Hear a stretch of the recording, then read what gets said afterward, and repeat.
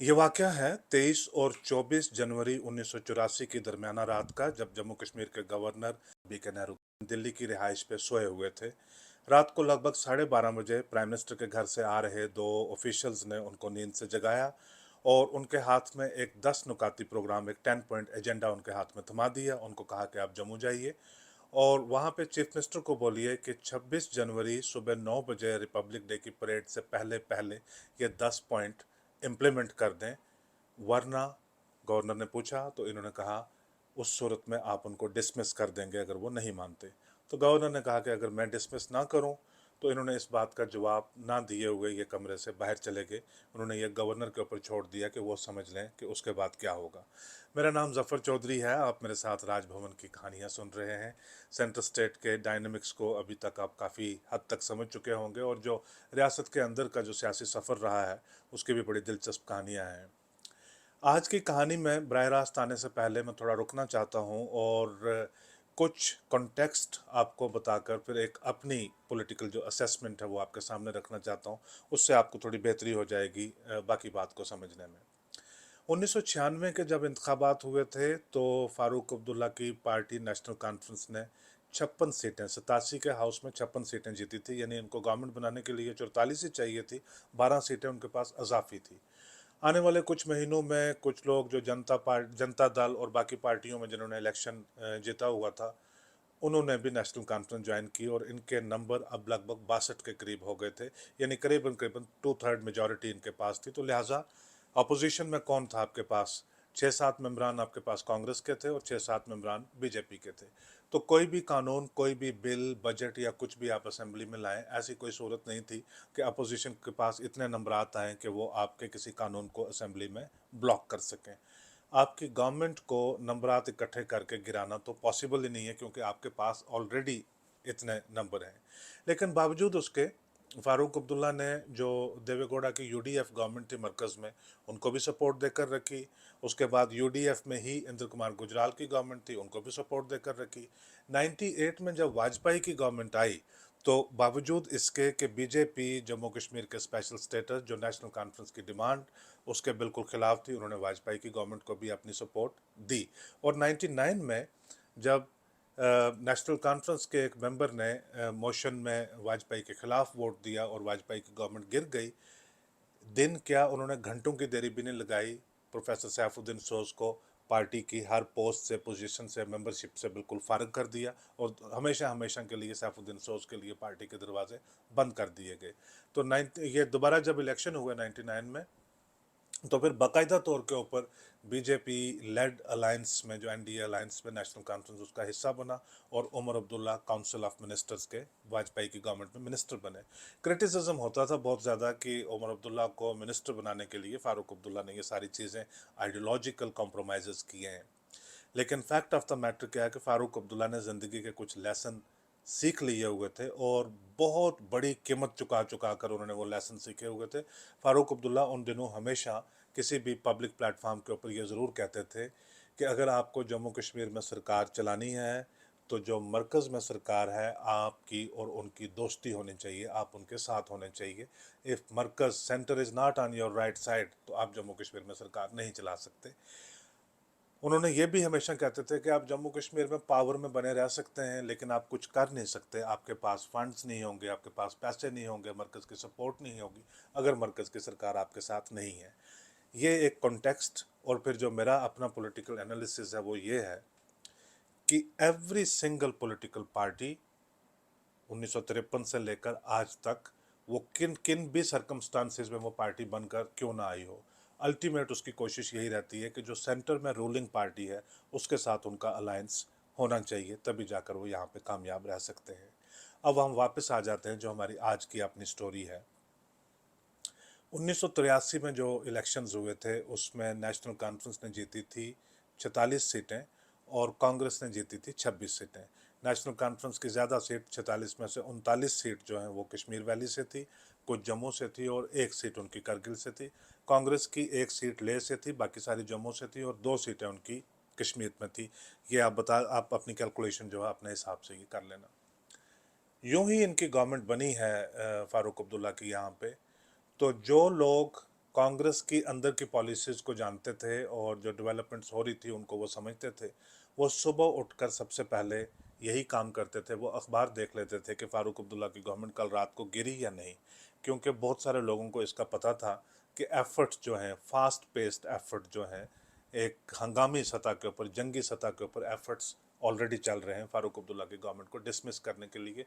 बावजूद उसके कि उनको 39 नंबर टोटल चाहिए होते थे उस वक्त गवर्नमेंट बनाने के लिए, उनके पास 46 लोग थे। लेकिन उनकी गवर्नमेंट का डिसमिसल का जो है वो किसी भी वक्त पॉसिबिलिटी हो सकती थी कि गवर्नमेंट डिसमिस हो जाए। ये बात है 83 की। पिछले एपिसोड में हमने जिक्र किया कि जो देवीदास ठाकुर शेख अब्दुल्ला के साथ 1975 से लेकर 82 तक उनके साथ रहे, उनको फारूक अब्दुल्ला ने अब नाराज़ कर दिया था काफ़ी हद तक। जब उनको डिसमिस किया था, यानी जब नई गवर्नमेंट फारूक अब्दुल्ला ने बनाई उसका हिस्सा उनको नहीं बनाया था, तो उनको नाराज़गी नहीं हुई। उन्होंने यहाँ से अपना सामान वगैरह पैक किया, दिल्ली चले गए, सुप्रीम कोर्ट में जाकर उन्होंने प्रैक्टिस करना शुरू कर दी। वो जम्मू कश्मीर हाई कोर्ट के जज थे 75 से पहले, उन्होंने इस्तीफ़ा देकर गवर्नमेंट में शामिल हो गए थे।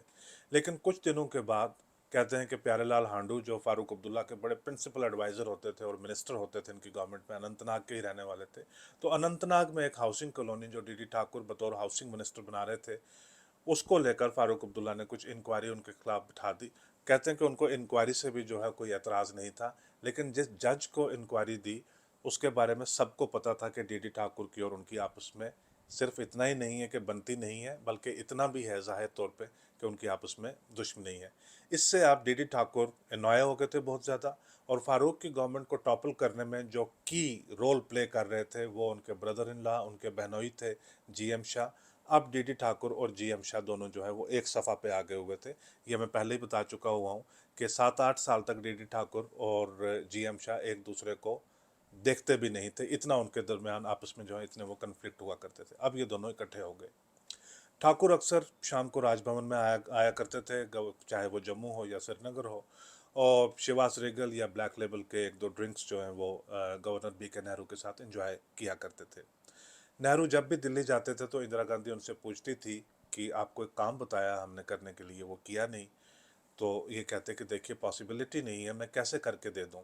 वो चाहती थी कि फारूक अब्दुल्ला की गवर्नमेंट को इमीडिएटली टॉपल किया जाए।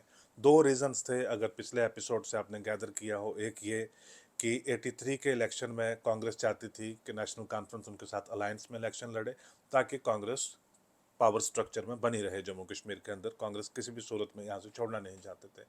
दूसरा ये था कि 83 के इलेक्शन कैंपेन के लिए जब इंदिरा गांधी खुद आई हुई थी, तो कश्मीर में एक जलसा में इकबाल पार्क में जो पीछे बसें खड़ी थी उनके छतों से कुछ नौजवान लड़कों ने फिरन उठाकर अपनी बॉडी दिखाने की कोशिश की थी इंदिरा गांधी को। उन लोगों ने फिरन के अंदर पैंटें नहीं पहन रखी थी। बहुत सारे मैंने सारे जो रिकॉर्ड्स वगैरह चेक करने के देखे, इस वाक़या के चश्मदीद गवाह बहुत कम हैं, ख़ास करके इस लेवल के ऊपर चश्मदीद गवाह बहुत कम हैं जिन्होंने ये वाक़या होता हुआ देखा हो। लेकिन इसकी बात बहुत ज़्यादा फैल गई थी कि ये इस तरह से हुआ। अब इंदिरा गांधी एडमेंट थी किसी भी सूरत में कि फ़ारूक की गवर्नमेंट इमीडिएटली डिसमिस होनी चाहिए। तो मनसूबा ये बना कि 13 लोग नेशनल कॉन्फ्रेंस के वो डिफेक्ट करेंगे और कांग्रेस उनको अपनी सपोर्ट देगी। 26 और 13 हो जाएंगे 39। 78 मेंबरान असेंबली में यही एग्जैक्टली नंबर चाहिए था गवर्नमेंट बनाने के लिए, और ये कार्रवाई जो है इस तरह से सर अंजाम दी जाएगी। गवर्नर कहता कि आप लाएं मेरे पास 13 लोग। तो डी ठाकुर अब रोज़ शाम को जा रहे हैं, उनके साथ बातचीत हो रही है, इसके ऊपर सारी डिस्कशन हो रही है उनकी। आप कहते हैं कि आप 13 लोग लाएं मेरे पास, मैं अगर मुतमयन हूँ कि ये 13 लोग आपके साथ हैं और ऊपर से कांग्रेस भी आपको सपोर्ट दे देती है, तो मैं आपकी गवर्नमेंट बनाऊंगा, लेकिन मैं एक प्रोसेस फॉलो करूंगा। वो प्रोसेस ये होगा कि जब मेरे पास ये 13 प्लस 26 कांग्रेस वाले, उनकी जब लिस्ट आ जाएगी, मैं चीफ मिनिस्टर को सम्मन करूंगा। मैं उनको बोलूँगा कि आपकी गवर्नमेंट अब मिनॉरिटी में चली जाए गई है, और मैं चीफ मिनिस्टर को अपॉर्चुनिटी दूंगा कि आप असेंबली कॉल कीजिए और फ्लोर ऑफ द हाउस पे 7 दिन के अंदर अंदर आप अपनी पोजीशन जो है वो प्रूव कीजिए कि क्या आपके पास 39 नंबर जो ज़रूरत है, जिनकी दरकार हैं, जो वो हैं या नहीं हैं। ये काम करने के लिए ये तैयार नहीं थे ठाकुर शाह, और जो दिल्ली वाले ये काम नहीं थे। वहाँ से पीसी अलेक्जेंडर, इंदिरा गांधी के प्रिंसिपल सेक्रेटरी, वो कम से कम दिन में 2 बार फ़ोन कर दिया करते थे। आर के धवन भी एक बार फ़ोन कर लिया करते थे नेहरू को कि प्रोग्रेस कहाँ तक पहुँची। अब ये नेहरू अड़े हुए थे इस बात के ऊपर कि भी मैं प्रोसेस फॉलो करूंगा, लेकिन वो भी उस दिन के बाद जिस दिन आप मुझे लिस्ट लाकर मेरे हवाले आप कर देंगे। अब लिस्ट कहाँ से आए? ये कहते हैं कि जी लोग तो तैयार हैं, लेकिन शर्त ये है, आप जब कहेंगे हम 13 लोगों को लेकर आपके पास आ जाएंगे राजभवन में, वो यहीं पे बैठेंगे। आपने फारूक की गवर्नमेंट डिसमिस करनी है, नई गवर्नमेंट को अपना स्वीयर इन करना है, उसको हलफबरदारी करनी है। ये लोग जब राजभवन में से बाहर निकलेंगे, ये 13 के 13 लोग मिनिस्टर बनकर बाहर निकलेंगे, तो तभी बात बन सकती है, वरना जो कश्मीर के अवाम हैं वो उनको जिंदा नोच डालेंगे। ये इस किस्म का माहौल, एक इमोशनल सपोर्ट फारूक अब्दुल्ला को ज़रूर थी उस दौरान, कि ये करना ही चाहते थे किसी भी सूरत में। उधर से फारूक की डिफ़िकल्टीज़ जो हैं वो और भी ज़्यादा बढ़ रही थी कि कुछ डेवलपमेंट्स मुल्क के बाहर हो रही थी, कुछ डेवलपमेंट्स मुल्क में हो रही थी, कुछ डेवलपमेंट्स कश्मीर में हो रही थी, जिसकी वजह से सेपरेटिज़म, छोटे मोटे जो वाक़यात हैं मिलिटेंसी के, वो भी आ रहे थे। और फारूक ख़ुद भी पूरी तरह से जो अपनी गवर्नेंस के ऊपर, सिस्टम के ऊपर कंसंट्रेट नहीं कर पा रहे थे। ये सारे एक इल्ज़ामात फ़ारूक के ख़िलाफ़ आयद किए जाते थे कि भी ये एक बंच ऑफ रीज़न्स है जिसकी वजह से फ़ारूक को सैक कर देना चाहिए। तो ये एक सारी चीज़ डेवलप हो रही थी। अब लेकिन गवर्नर अड़े हुए थे कि भी मैं यही प्रोसीजर ही फॉलो करूँगा। फिर जो मिस्टर सक्सेना थे आईबी के डिप्टी डायरेक्टर कश्मीर में, और पीर गुलाम हसन थे डायरेक्टर जनरल ऑफ पुलिस, और तीसरे लोग थे कृष्ण लाल आमला, और चौथे थे डीडी ठाकुर खुद, और पांचवें थे जीएम शाह, जिनसे गवर्नर हर दूसरे तीसरे दिन एक असेसमेंट ऑब्टेन करने की कोशिश करते थे कि मामला क्या है। तो इनसे एक बार उन्होंने अलग अलग लिस्टें मंगवाई कि आप बताइए वो 13 लोग कौन हैं। तो सारों ने अलग अलग लिस्ट लाई। वो जो पांचों लिस्टें हैं वो कॉमन नहीं थी, उनमें से सिर्फ 4 लोग थे जो सारी लिस्टों में अपीयर होते थे कि ये फारूक अब्दुल्ला से हट के जीएम शाह के साथ आने के लिए तैयार हैं। बाकी लोग सारी लिस्टों में कॉमन नहीं थे। इसका मतलब ये भी तुक्का लगा रहे थे, ये कंफर्म नहीं था, श्योर नहीं था कि ये कर सकते हैं या नहीं। अब इसमें जो एक्सचेंज ऑफ मनी है वो भी काफ़ी तादाद में चल रहा था। उस वक्त जो है रेट इतने ज़्यादा नहीं थे हॉर्स ट्रेडिंग के, तो 2 लाख रुपए की बात चल रही थी। तीरथ राम आमला एक होटेलियर भी, और कई बार उनको जम्मू कश्मीर से राज्यसभा में भी नॉमिनेट किया गया। वो फाइनेंस कर रहे थे सारी कैंपेन को। ज्ञानी जी जब तब प्रेसिडेंट बन गए हुए थे, ज्ञानी जैल सिंह, तो नेहरू ने उनके साथ बात कर रहे थे, ज्ञानी जैल सिंह को बता रहे थे। ज्ञानी कहते कि की चल रहा है कश्मीर चो तू फारूक दी गवर्नमेंट टॉपल करने से मैं सुनिया बड़े लोगों को तुसी कितनी नहीं हाली तक। तो गवर्नर साहब ने भी ऐसे कैजुअली कहा, उन्होंने कहा जी कुछ पैसे वैसे का देख रहे हैं, लाख लाख रुपया 2-2 लाख रुपया रेट चल रहा है। ज्ञानी कहते नहीं यार की गल करना है, 2 लाख रुपया रेट कदों हो गया? कहते जी चल रहा है तो कोई गल नहीं, 2 लाख रुपया दे दो, फिर की होता। फिर कहते कि ज्ञानी जी ने पॉज लिया, चाय का कप लिया, कहता भजन लाल ने रेट सारे खराब कर दिते ने, पहले लाख ही चलता सीगा। वो हरियाणा के थे लीडर, तो कहते वो उन्होंने जो हॉर्स ट्रेडिंग में पैसा ज़्यादा लगाना शुरू कर दिया, तो कहते भजन लाल ने रेट ख़राब कर देते ने। खैर एनीवे, ये सारा जो है सिस्टम इसी तरह से चलता रहा, लेकिन बाद में कोई ज़्यादा प्रोग्रेस नहीं हो पाई। नेहरू कुछ हमदर्दी तो शायद फारूक अब्दुल्ला के साथ, फारूक ने 2-3 बार इस बात को एडमिट किया है कि नेहरू ने उनको अलर्ट किया था कि ऐसी चीज़ें चल रही हैं, आपके खिलाफ एक कंस्पिरेसी चल रही है, आपकी गवर्नमेंट को टॉपल किया जा सकता है। लेकिन फारूक ने कोई भी इकदाम नहीं लिए, इस इम्पेंडिंग क्राइसिस को रोकने के लिए कोई भी इकदाम उन्होंने नहीं लिए। बिल आखिर ये जो कांग्रेस की एक वो जो कोटरी थी इंदिरा गांधी को जो एडवाइस करते रहते थे, उनकी बेचैनियाँ बहुत ज़्यादा बढ़ रही थी। वो कहते थे कि अगर फारूक को वक्त ज़्यादा मिल गया तो उससे ये जो है ये सेटल हो जाएगा, बहुत ज़्यादा सेटल हो जाएगा, और मुश्किल बन जाएगी, बाद में इसको टॉपल करना मुश्किल बन जाएगा। लिहाजा ये काम जल्दी से जल्दी जो है ये सर अंजाम दे देना चाहिए। फास्ट फॉरवर्ड करता हूँ मैं, जनवरी 1984 की बात है। दिल्ली में अब जो इम्पेशंस है वो बहुत ज़्यादा हो रही थी, रेस्टलेस बहुत ज़्यादा हो रही थी, और गवर्नर के साथ नाराज़गी भी हो रही थी। अलेक्जेंडर ने फ़ोन किया गवर्नर को, नेहरू को, उन्होंने कहा आप दिल्ली आ जाइए, आपके साथ बातचीत करनी है। 20 तारीख को ये दिल्ली पहुंच गए। उन्होंने कहा था कि भी शायद 19 को ये दिल्ली पहुंच गए, उन्होंने कहा था कि 20 को मीटिंग होगी। 4 दिन ये दिल्ली बैठे रहे, इनके साथ किसी ने कोई मुलाकात, किसी ने बुलाया नहीं, कुछ नहीं है। बिलाखिर 23 जनवरी को रात को 11:30 बजे इनको टेलीफोन आया। उसमें जी पार्थसारथी फ़ोन कर रहे थे, जो अब प्रिंसिपल एडवाइज़र थे इंदिरा गांधी के। उन्होंने कहा कि हम आ रहे हैं आपसे मिलने के लिए, तो आप तब तक ये सो चुके हुए थे, 11 बजे ये सो चुके थे।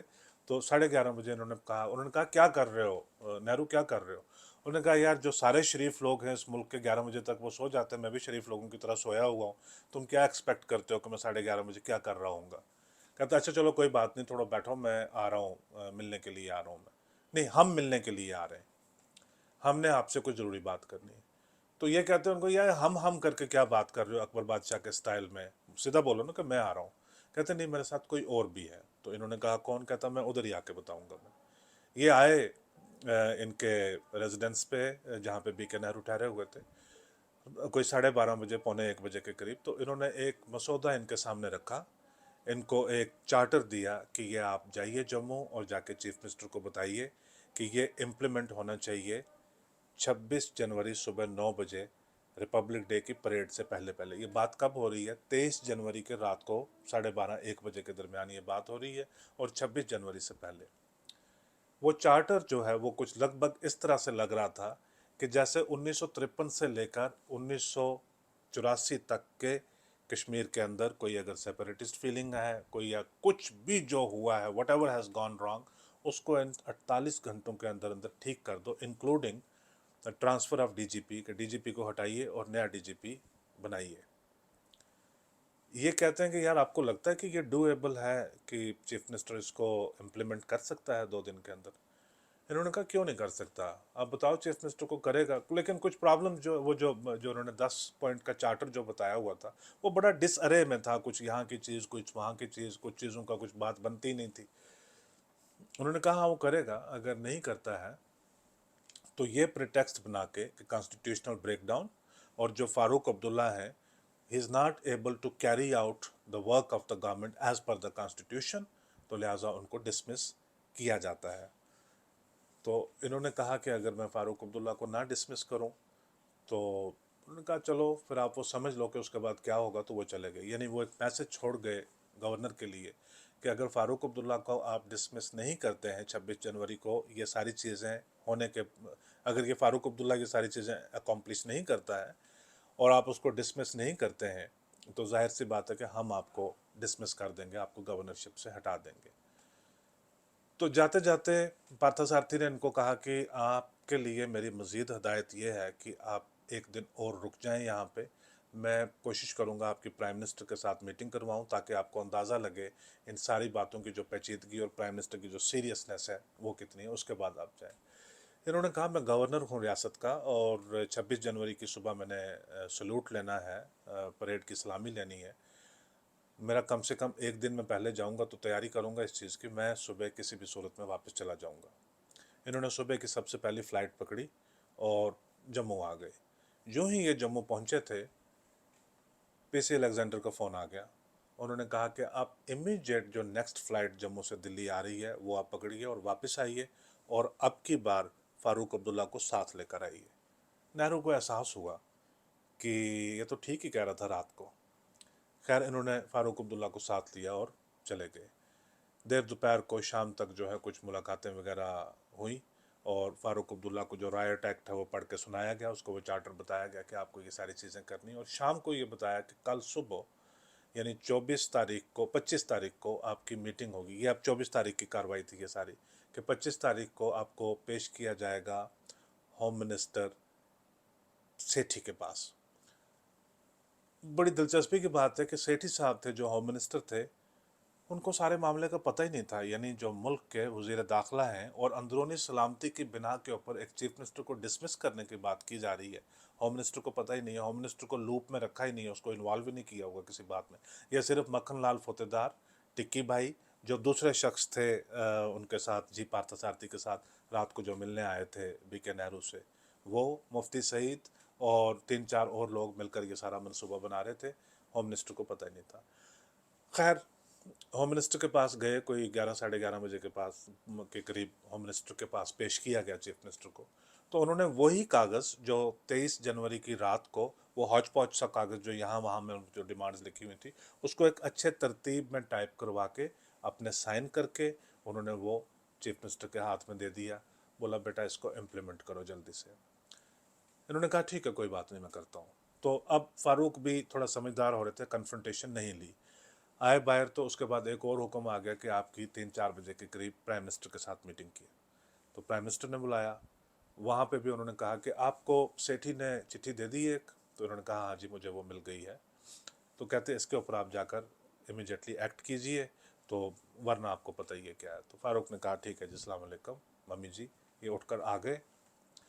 अब जब आए तो अब जम्मू कैसे पहुंचा जाए, तो उसको बोला पार्थसारथी को कि यार तुम तो कह रहे थे कि जहाज़ वहाज में पहुंचवा दोगे जम्मू, अब हम कैसे पहुंचे, ट्रेन से जाएंगे, ट्रेन रात को कहीं धुंध धुंध की वजह से रुक गई, तो सुबह कल रिपब्लिक डे की परेड है, हमने सलूट वगैरह लेना है, तो क्या बात की जाए।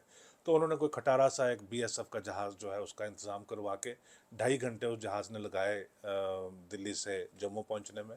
तो ये आए जम्मू।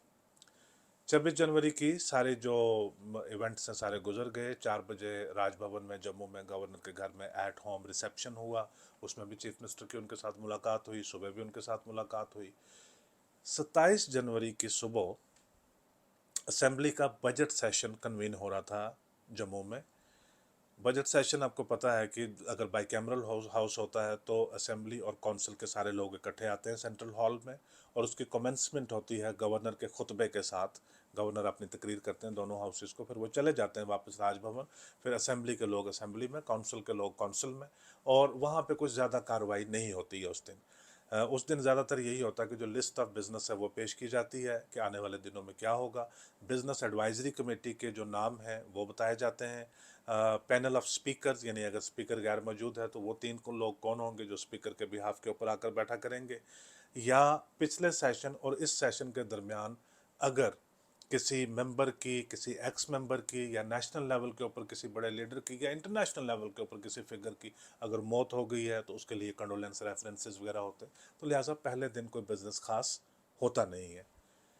अभी क्या हुआ कि जैसा गवर्नर का खुतबा ख़त्म हुआ, गवर्नर साहब राजभवन पहुंचे, तो पीछे से उसी दिन का जो लिस्ट ऑफ बिजनेस है वो आ गया। उसमें आइटम नंबर 1 रखी हुई है, confidence motion in favour of Farooq Abdullah. ये दिल्ली से सारी कार्रवाई मानकर आ गए थे कि भी मैं करूंगा सारी चीज़ें, लेकिन यहाँ पे इनको आया कि यार ये कौन सी बात हुई कि ये कर दो, वो कर दो, DG को हटा दो, फलां काम कर दो, इसको जेल से छोड़ दो, उसको जेल में डाल दो, और ये करके तब आप बने रहोगे। मेजॉरिटी मेरे पास है, 46 लोग मेरे पास असेंबली में है, तो ये चीज़ कैसे हो सकती है। इन्होंने कहा कि मैं इस चीज़ को अब ये, क्योंकि मुसलसल कई महीनों से ये बात चली आ रही थी कि 13 लोग आपके जो है अंदर से बिगड़े हुए हैं, वो इनके साथ मिल रहे हैं। तो फारूक अब्दुल्ला ने क्या किया कि वो कॉन्फिडेंस मोशन मूव किया, ताकि पता चल जाएगा कि अगर इनके खिलाफ कोई लोग वोट देने वाले हैं तो वो आज ही वोट दे डालेंगे। अब क्योंकि वो कॉन्फिडेंस मोशन जो वो सडननेस के साथ आ गया, कांग्रेस के लोग हाउस को बाइकआउट करके चले गए, और जो नेशनल कॉन्फ्रेंस के बाकी लोग थे उन सब ने तो मोशन के फेवर में वोट डाला ही डाला। वो इतना advance all of a sudden वो कैसे अपने आप को रिवील कर देते, ये भी, इसका भी फारूक को ये भी पता था कि क्या होगा, मेरी गवर्नमेंट टॉपल नहीं हो सकती। पहली बात तो ये कि मरकज़ इतना अनकॉन्स्टिट्यूशनल काम करेगा नहीं, और दूसरी बात ये कि इनके पास 13 लोगों का इंतज़ाम हो ही नहीं पाएगा। अब ये जो कॉन्फिडेंस मोशन है ये तो फारूक अब्दुल्ला आराम से जीत गए, इन एनी केस जितना ही जीतना था। लेकिन गवर्नर इस बात को लेकर बहुत अनॉय हो गए, उन्होंने बहुत पर्सनल ले लिया। उन्होंने कहा देखिए 6-7 महीने से कितनी कोशिशें चल रही थी इसको टॉपल करने की, मैंने हर कोशिश को रिजेक्ट किया, मैंने इसको हर जगह बचाया, बेल आउट करवाया। परसों यानी 25 जनवरी की शाम को हम 2.5 घंटे दिल्ली से जम्मू तक इकट्ठे आए।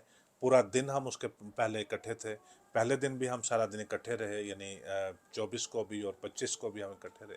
26 जनवरी को हमारी 3 बार आपस में मुलाकात हुई है, और उसने एक बार भी मेरे साथ ये जिक्र नहीं किया कि वो 27 जनवरी को मेरे खुतबे के इमीडिएटली बाद मुझे इन्फॉर्म किए बिना वो ये मोशन लाएगा। तो लिहाजा उन्होंने गुस्से में आके एक चिट्ठी लिखी फारूक अब्दुल्ला को, जो गवर्नर और चीफ मिनिस्टर के बीच कम्युनिकेशन होती है। उन्होंने कहा आपको 7 दिन का नोटिस देना चाहिए था। उन्होंने जो इस्टेब्लिश पार्लियामेंट्री प्रोसीजर्स हैं आपने उनको बाईपास किया है, और जब असेंबली सेशन में इस तरह से लगी हुई होती है तो कॉन्फिडेंस मोशन, जो ये बाद में खैर कानून बना था कि जब असेंबली सेशन में है तो आप अचानक से इस तरह से कॉन्फिडेंस मोशन नहीं ला सकते। लेकिन उसको भी सरकमवेंट करने के लिए जो है वो चीफ मिनिस्टर्स क्या करते हैं कि वो कानून एक ऐसा लाते हैं जिसमें मेजॉरिटी की ज़रूरत होती है। जब उनको पूरे वोट मिल जाते हैं उससे एक मैसेज चला जाता है कि लोग इनके साथ हैं, इनका जो बिल है वो लैक ऑफ मेजॉरिटी की वजह से इनका बिल ड्रॉप नहीं हुआ।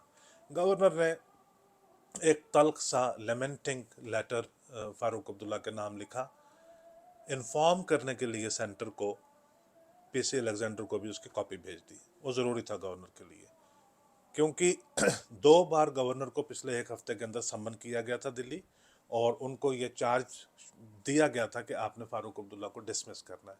अब जब सेंटर में पता चलता है कि 26 जनवरी को फारूक अब्दुल्ला ने वो सारी चीज़ें नहीं की थी जो मरकज़ चाह रहा था उनसे, बल्कि 27 जनवरी को गवर्नर के खुतबे के इमीडिएटली बाद फारूक अब्दुल्ला ये कर रहे थे, कॉन्फिडेंस मोशन ला रहे थे बिना किसी की इतला के, तो सेंटर में ये शक होना बिल्कुल जाहिर था कि गवर्नर इन्वॉल्व हैं। गवर्नर ने ही बल्कि जाते हुए इनको ये तजवीज़ दी होगी कि ये जो इमिनेंट डेंजर तुम्हारे लिए है, इससे बचने के लिए एक तरीका ये हो सकता है कि तुम ये काम कर लो, असेंबली में अपनी पोजीशन है उसको प्रूव कर लो। दिल्ली में जब चिट्ठी गई तो उन्होंने अब कुछ नहीं कहा। जो 24 घंटे के अंदर अंदर फारूक का डिसमिसल चाहते थे, अब वो खामोश हो गए। उन्होंने ना फारूक को कुछ कहा, ना गवर्नर को कुछ कहा।